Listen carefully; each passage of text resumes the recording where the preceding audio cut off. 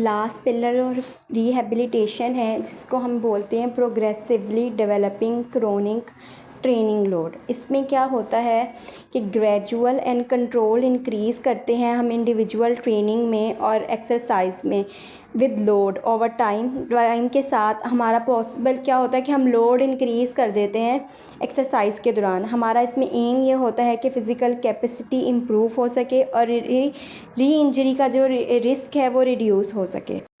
अच्छा, वो जो बॉडी बिल्डर्स होते हैं वो हमने देखा है कि वो ज़रूरत से ज़्यादा वेट उठा सकते हैं, वो इसकी टिपिकल एग्जांपल है उसकी। अच्छा, इसमें होता क्या है कि हम जो है बॉडी जो है ना वो हमारी जो इंक्रीज़ फ़िज़िकल डिमांड की नीड्स जो होती है ना हमारी बॉडी के, उसके मुताबिक जो है ना हम बॉडी को एडजस्ट करवा देते हैं। यानी यहाँ पे न्यूरोप्लास्टिसिटी का प्रिंसिपल अप्लाई होता है। जो क्रोनिक ट्रेनिंग लोड है वो बेसिकली क्या है, वो क्रोनिक ट्रेनिंग नीड जो है वो कम्यूलेटिव ट्रेनिंग लोड होता है, जो कि इंडिविजुअल एक्सपीरियंस करते हैं एक सम अरसे के लिए, या तो वो हफ्तों पर मुश्तमिल होता है या महीनों पर। अच्छा, जो बॉडी बिल्डर्स होते हैं वो हम लोग कहते हैं ना कैसे इतना वेट उठा लेते हैं, उनकी जो बॉडी होती है ना वो उठा के वज़न के आदी हो जाती है और उन्हें वो पता ही नहीं चलता कि उन्होंने कितना वज़न उठाया हुआ है। यहीं पे वो यही बात कर रहे हैं कि हमारी जो बॉडी है वो आदी हो जाती है। अच्छा, ये हमने जो है ना क्रोनिक ट्रेनिंग लोड तो देख लिया कि क्रोनिक वो लोड क्या होता है। अब हम एक्यूट लोड भी देखेंगे कि वो क्या होता है, ताकि हमें और ज़्यादा जो है ना इसके अच्छे से अंडरस्टैंड कर सके, अच्छे से समझ सके। जो ट्रेनिंग लोड हम एक्सपीरियंस करते हैं मोस्ट रिसेंट ट्रेनिंग सेशन के अंदर, वो एक्यूट होता है, यानी कि आज हमने उठाया है कल नहीं उठाएंगे। और जो ये लोड होता है ये हमें फ़ील होता है, लेकिन जब हम वो जो लोड है हम बार बार उठाते हैं ना, तो फिर हमें फ़ील होना बंद हो जाता है और उसी लोड को जो है ना क्रोनिक फिर बोलते हैं। फिर इसमें आ जाता है लोड मैनेजमेंट। अच्छा, लोड मैनेजमेंट क्या होता है? ये एक प्रोसेस है जिसमें हमने ट्रेनिंग लोड जो है ना वो प्लान करना होता है कि किसको कितना देना है, ताकि हम जो है ना परफॉर्मेंस को एक ऑप्टिमाइज लेवल पे ला सकें और रिस्क ऑफ री इंजरी जो है ना उसको मिनिमाइज़ कर सकें। ये जो लोड हम मैनेज कर रहे होते हैं ये अकॉर्डिंग टू द एथलीट्स और जिम जो भी क्लाइंट है उसके हम जो है ना उसकी एबिलिटी के अकॉर्डिंग होता है।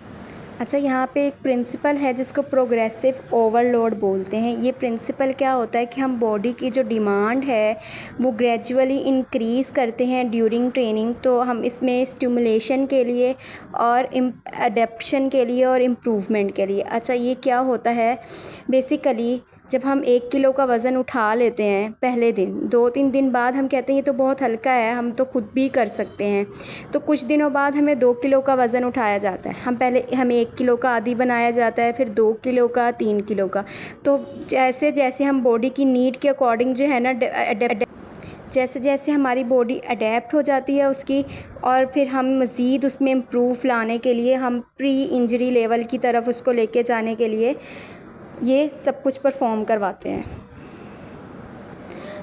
अच्छा, ये क्यों ज़रूरी होता है? ये इसलिए ज़रूरी होता है कि हम जो है ना जब हम रिहैबिलिटेशन की बात करते हैं तो जो हम प्रोग्रेसिवली यानी आहिस्ता आहिस्ता लोड इंक्रीज़ करते हैं, तो हम बेसिकली बॉडी को अलाउ कर रहे होते हैं कि वो अपनी स्ट्रेंथ को रिगेन करे, इंडोरेंस फंक्शनल मूवमेंट पैटर्न को रिगेन करे, जो कि उसका इंजरी से और सर्जरी से पहले का था।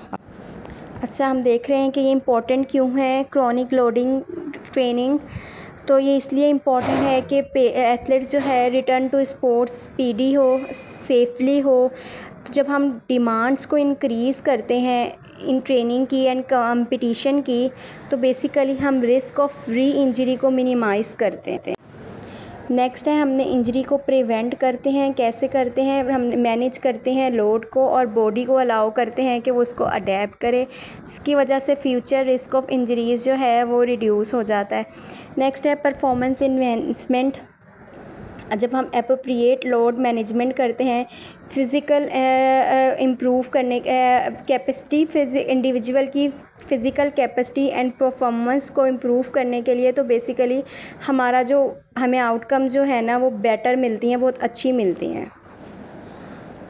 अच्छा, अब हम ये करते कैसे हैं? तो हमने जो ट्रेनिंग लोड है उसको इंक्रीमेंटली यानी इंक्रीज़ करना होता है परसेंटेज हम यूज़ करते हैं ऑफन स्मॉल परसेंटेज, यानी 5% से शुरू करेंगे, आहिस्ता आहिस्ता हम उसको 10 पर लेके जाएंगे ईच वीक, जिसकी वजह ताकि बॉडी जो है उसको अडेप्ट कर सके। अच्छा, हमने इसको मॉनिटर कैसे करना होता है, उसके लिए वेरियस मेथड है, जिसमें सबसे पहले आ जाता है इंटरनल लोड।